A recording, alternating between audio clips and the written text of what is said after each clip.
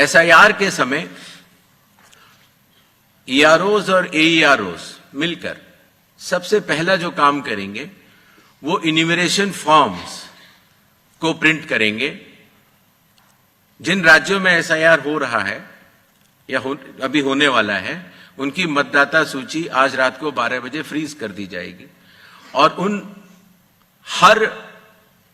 मतदाता को जिसका नाम उस सूची में है, उसको एक यूनिक इन्यूमरेशन फॉर्म प्रिंट करके बीएलओ उसके घर देने जाएंगे। इन्यूमरेशन फॉर्म में वो आवश्यक डिटेल्स होंगे जो कि आज की मतदाता सूची में हैं। जब बीएलओ फॉर्म्स डिस्ट्रीब्यूट करना शुरू करेंगे एग्जिस्टिंग इलेक्टर्स को, उसके बाद इन्यूमरेशन फॉर्म में जिसका भी नाम है वो उसको लिंक करने का प्रयास करेंगे कि क्या उन्हीं का नाम 2003 की सूची में था। अगर था तो उनको कोई भी कागज और नहीं देने होंगे। इसी तरीके से अगर उनका नाम स्वयं नहीं था और उनके पिताजी या माताजी का नाम था तो भी उनको कोई और कागज नहीं देने होंगे। तो ये लिंकिंग और मैचिंग,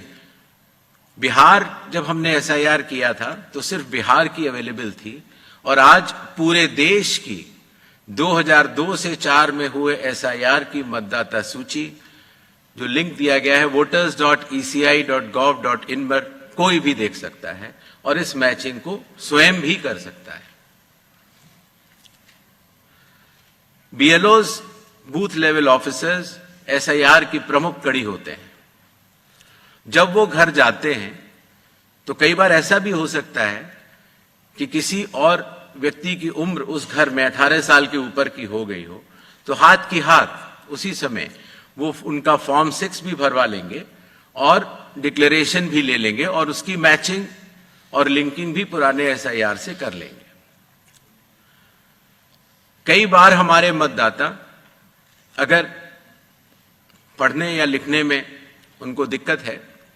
तो बूथ लेवल ऑफिसर उनको इन्यूमरेशन फॉर्म भरने में मदद भी करेगा और मदद करने के बाद इस तरह के सारे इन्यूमरेशन फॉर्म्स मैचिंग और लिंकिंग करने के बाद वो ईआरओ और एईआरओ को जमा करेगा। कई बार एक बार जब बूथ लेवल ऑफिसर घर जाता है तो या तो कुछ मतदाता अवेलेबल नहीं होते या कहीं गए होते हैं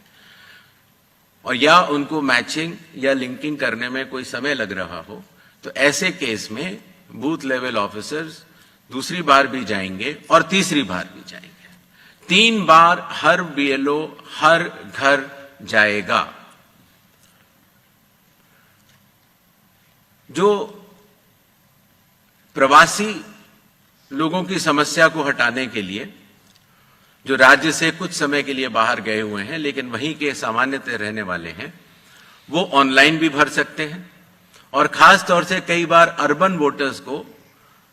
क्योंकि उनके दिन के समय ही ऑफिस आवर्स रहते हैं, तो वो भी ऑनलाइन भर सकते हैं। बूथ लेवल ऑफिसर का यह भी कार्य होगा कि जब वो इन्यूमरेशन फॉर्म देता है तो इन्यूमरेशन फॉर्म दस्तखत करके मतदाता को वापस भी करना होता है। तो अगर मतदाता की मृत्यु हो चुकी हो या वो स्थायी रूप से प्रवास कर चुका हो या वो एक से जगह ज्यादा रजिस्टर हो गया हो तो वो उस जगह दस्तखत नहीं कर पाएगा और ऐसे लोगों की शिनाख्त करना भी बीएलओ की जिम्मेदारी है। एक बात मैं फिर कहना चाहता हूं कि जो मतगणना, वो इन्यूमरेशन फॉर्म की जो फेज होगी उसमें किसी भी व्यक्ति से किसी और कागज की आवश्यकता नहीं होगी, बस उन्हें अपनी मैचिंग या लिंकिंग दिखानी होगी कि 2003 में किसके साथ है। नेक्स्ट, सारे फॉर्म्स मिलने के बाद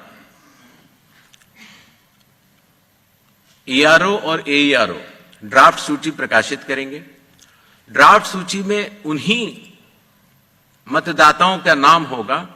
जिनके इन्यूमरेशन फॉर्म्स वापस मिल गए हैं। जिन मतदाताओं की मैचिंग या लिंकिंग नहीं हो पा रही है, 2003 में कहां थे, 2003 में आपके माता पिता भी नहीं थे या कोई भी नहीं था, ऐसे लोगों को भले ही उनका न्यूमरेशन फॉर्म मिल गया हो, लेकिन नोटिस जारी करेगा ईआरओ और एईआरओ, और नोटिस जारी करने के बाद फिर वो उनकी एलिजिबिलिटी डिसाइड करेगा इंक्लूड करने के लिए या एक्सक्लूड करने के लिए बेस्ड ऑन इंडिकेटिव डॉक्यूमेंट्स, जो मैं आगे बताऊंगा। ईआरओज और एईआरओ की यह जिम्मेदारी होगी कि कोई भी योग्य मतदाता छूटे ना और कोई भी अयोग्य मतदाता सूची में अंदर ना आ पाए। ईआरओ के फैसले के खिलाफ कानूनी तौर पर जिला मजिस्ट्रेट के पास एक अपील होती है, जो मैंने आपको बताया, और जिला मजिस्ट्रेट के फैसले के खिलाफ चीफ इलेक्टोरल ऑफिसर के पास भी सेकंड अपील होती है। जो प्री एन्यूमरेशन फेज है, जो आज रात को 12 बजे से शुरू होगा, उसमें कंप्यूटर मैचिंग और लिंकिंग पिछले एसआईआर से ईसीआई नेट के जरिए की जा रही है, उसको आगे बढ़ाया जाएगा। मैनुअल मैचिंग और लिंकिंग काफी हद तक बूथ लेवल ऑफिसर्स ने इन राज्यों में कर ली है, और ट्रेनिंग जो बीएलओज की है, ईआरओज की है और डीओज की है।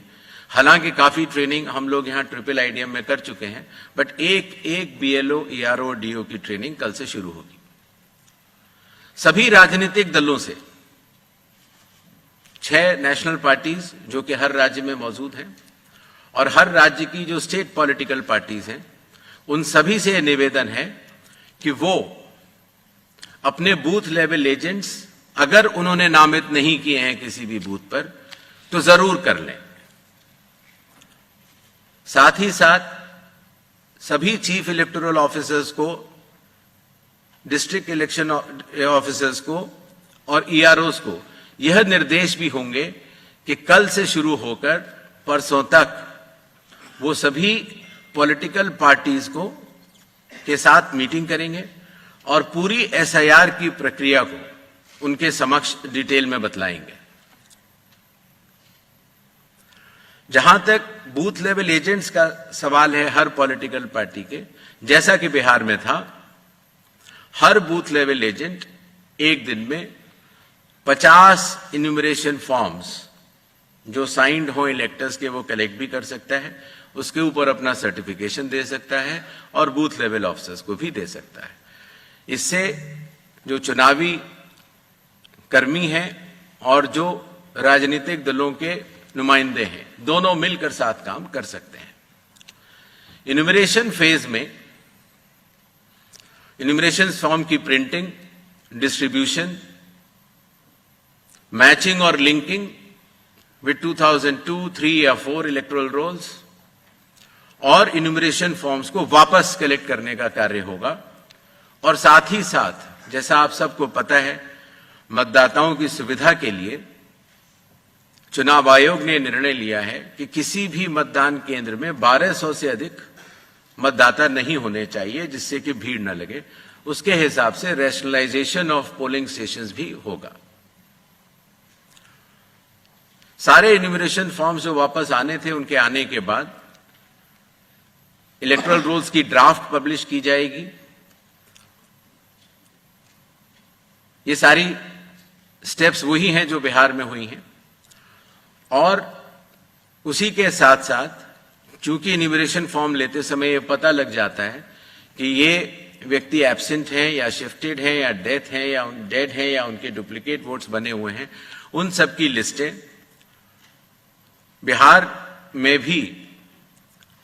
वो सभी बीएलए से भी शेयर की गई थी। पंचायत या पब्लिक ऑफिसेज के नोटिस बोर्ड पर भी लगाई जाएंगी और सीईओ के वेबसाइट पर भी अवेलेबल होंगी, जिससे कि कोई भी व्यक्ति एपिक नंबर लगा के देख सकता है कि उसका, जैसे पिताजी का नाम अगर उसकी मृत्यु हो गई है तो वहीं पर है कि नहीं। ड्राफ्ट सूची पब्लिश होने के बाद जिन लोगों की मैचिंग या लिंकिंग 2003 या 2 या 4 से नहीं हो पाई है, उनको ईआरओ नोटिस जारी करेंगे। नोटिस के बाद हियरिंग होगी और हियरिंग में जो भी इंडिकेटिव डॉक्यूमेंट्स हैं उनको चेकिंग किया जाएगा। और ईआरओ ये भी उनसे पूछेगा कि 2003 में आप कहां थे या आपके माताजी पिताजी कहां थे, जिससे अगर लिंकिंग नहीं भी हो पाई है तो वो भी कर पाए। साथ ही साथ क्लेम्स एंड ऑब्जेक्शंस का पीरियड भी शुरू हो जाता है। तो किसी व्यक्ति का, योग्य व्यक्ति का अगर नाम छूट गया है तो अपना क्लेम वो जमा कर सकता है इंक्लूजन के लिए, फॉर्म 6 भर सकता है डिक्लेरेशन के साथ, या ऑब्जेक्शंस भी दे सकता है फॉर्म 7 में, या कई बार उसके नाम में अगर गलती हो या किसी और एंट्री में अगर गलती हो तो फॉर्म 8 भी दे सकता है। तो ये क्लेम्स एंड ऑब्जेक्शंस रिसीव का पीरियड होता है जो कि किया जाएगा, बिहार में भी किया गया था, और उसके ऊपर ईआरओज अपना निर्णय लेंगे। ये कार्य पूर्ण होने के बाद फाइनल रूल्स पब्लिश होंगे और उसके बाद 15 दिन का समय जिला मजिस्ट्रेट के पास फर्स्ट अपील देने का और उसके बाद सीईओ के पास सेकंड अपील देने का, सभी के पास ये कानूनी मार्ग उपलब्ध होगा।